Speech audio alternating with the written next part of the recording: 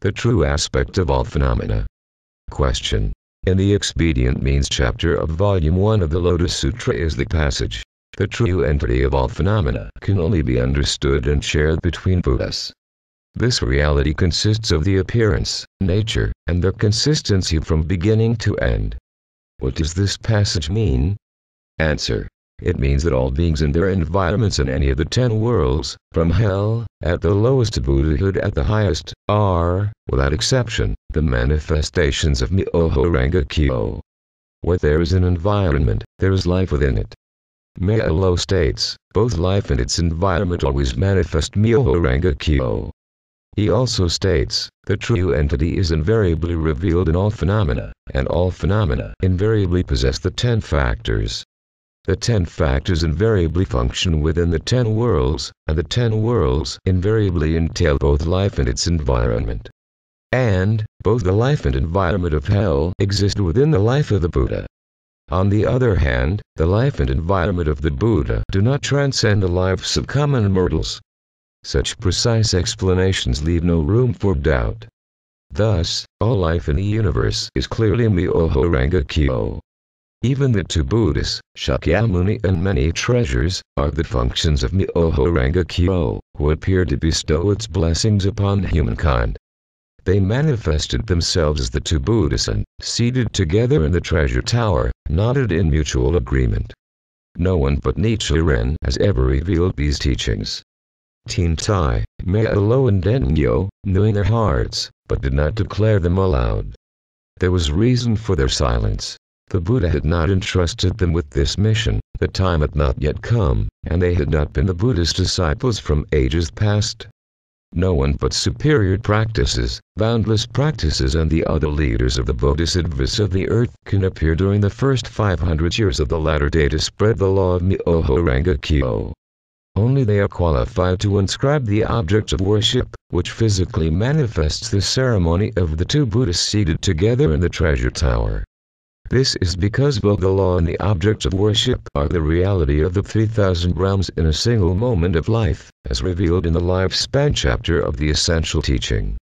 The 2 Buddhas, Shakyamuni and Many Treasures, are merely functions of the true Buddha, while Myoho-ranga-kyo actually is the true Buddha. The sutra explains this is the thus come one's secret and his mystic power. The secret refers to the entity of the Buddha's 3 properties and the mystic power to their functions. The entity is the true Buddha and the function, a provisional Buddha. The common mortal is the entity of the 3 properties, or the true Buddha. The Buddha is the function of the 3 properties, or a provisional Buddha. Shakyamuni is thought to have possessed the 3 virtues of sovereign, teacher and parent for the sake of us common mortals, but on the contrary, it is the common mortal who endowed him with the 3 virtues. Tintai explains the thus come one as follows.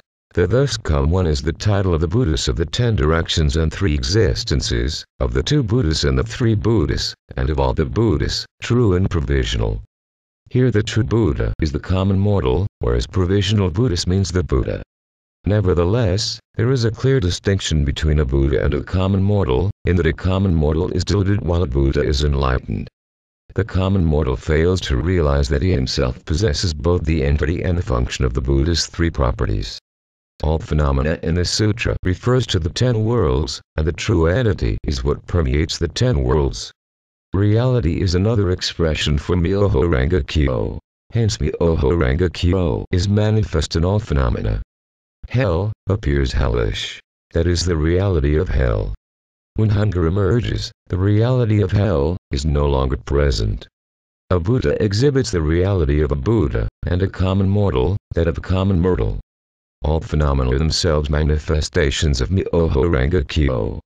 This is the meaning of all phenomena reveal the true entity. Tintai states, the profound principle of true entity is the original law of Myoho-ranga-kyo, thus identifying the phrase true entity with the theoretical teaching, and the original law of Myoho-ranga-kyo with the essential teaching.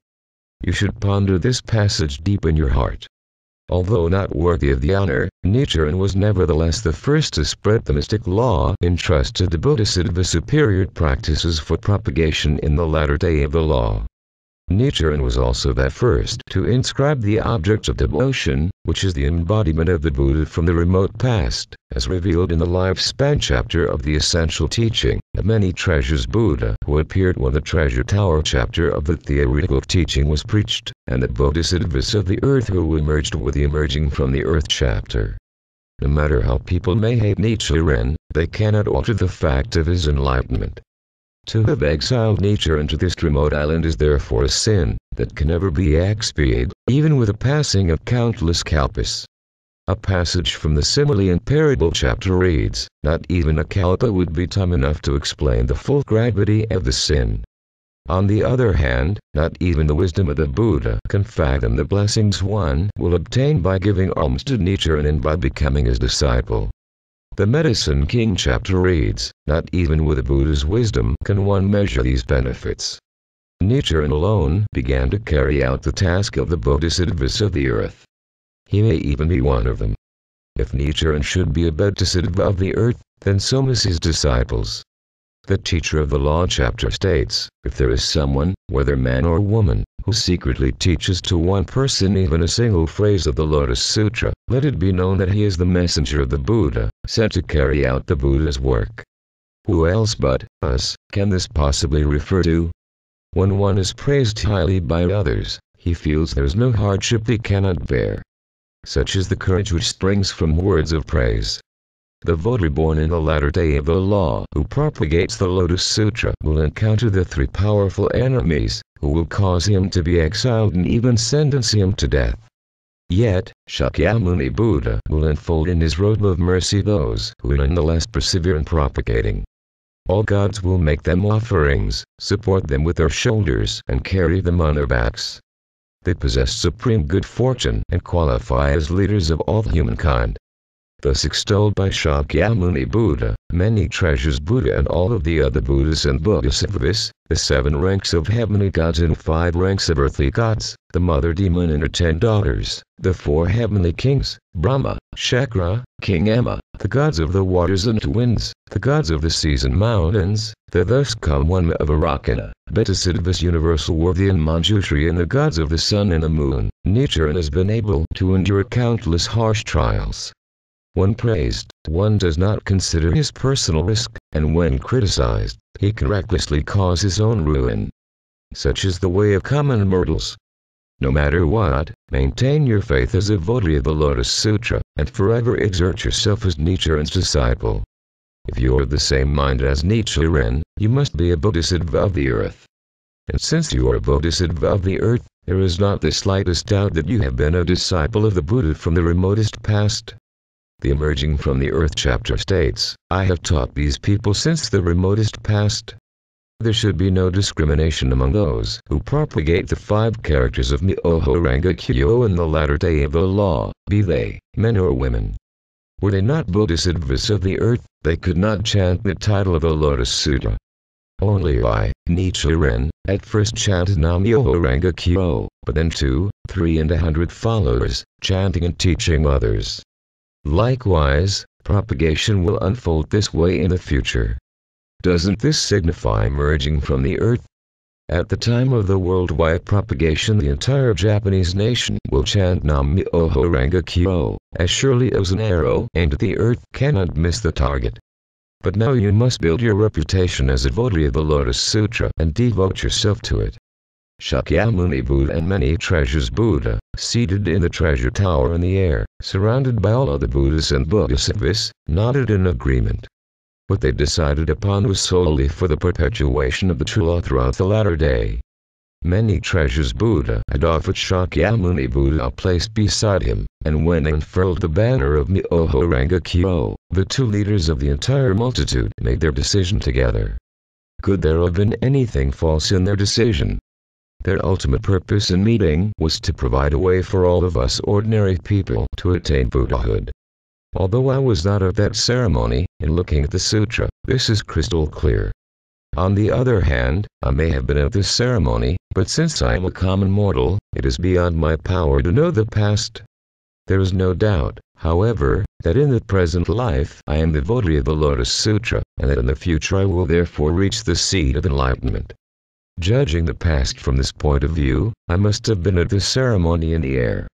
There can be no discontinuity between past, present and future. Because I view things in this way, I feel immeasurable delight, even though I am now in exile. Joy as well as sorrow brings us to tears. Tears express our feeling for both blessings and misfortune. The 1000 Arhats shed tears in memory of the Buddha, and in tears Bodhisattva Manju chanted Myoho Ranga Kyo.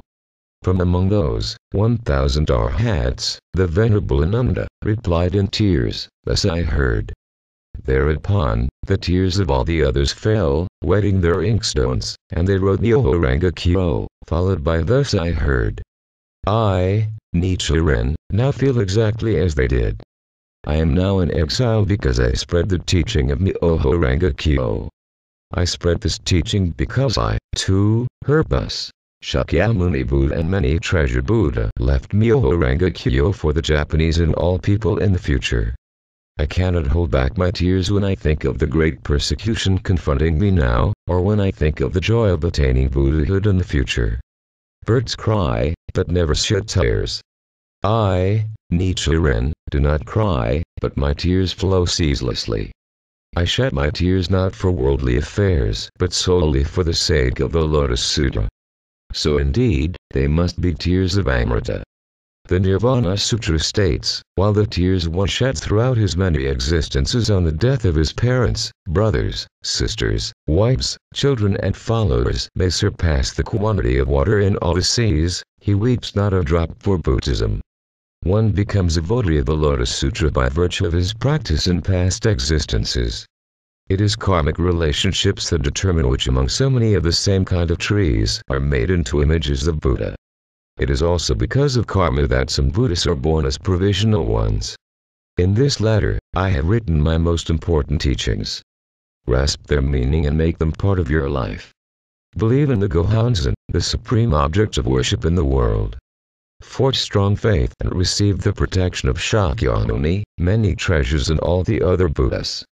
Exert yourself in the two ways of practice and study. Without practice and study, there can be no Buddhism. You must not only persevere yourself, you must also teach others. Both practice and study arise from faith. Teach others to the best of your ability, even if only a single sentence or phrase. Nam-myoho Ranga Kyo, Nam-myoho Ranga Kyo. With my deep respect, Nichiren, the 17th day of the 5th month. Postscript. I have already passed on to you many of my important teachings. Those I have revealed to you in this letter are especially important. Is there not a mystic bond between us? Are you not the embodiment of one of the four bodhisattvas of the earth headed by superior practices, who led bodhisattvas equal in number to the sands of the 60,000 Ganges rivers? There must be some profound reason for our relationship. I have given you some of the most important teachings, relating to my own life and practice. Nichiren may be one of the countless bodhisattvas of the earth, for I have been chanting Nam-myoho Ranga Kyo, out of my desire to guide all the men and women in Japan. Hence the phrase of the sutra. Among the bodhisattvas are four, who led the entire multitude. The first was called superior practices. These four bodhisattvas were the foremost leaders and guiding teachers. Our deep relationship in the past has made you one of my disciples. By all means, keep these matters to yourself. Nichiren is committed to writing the teachings of his own enlightenment. I will end here.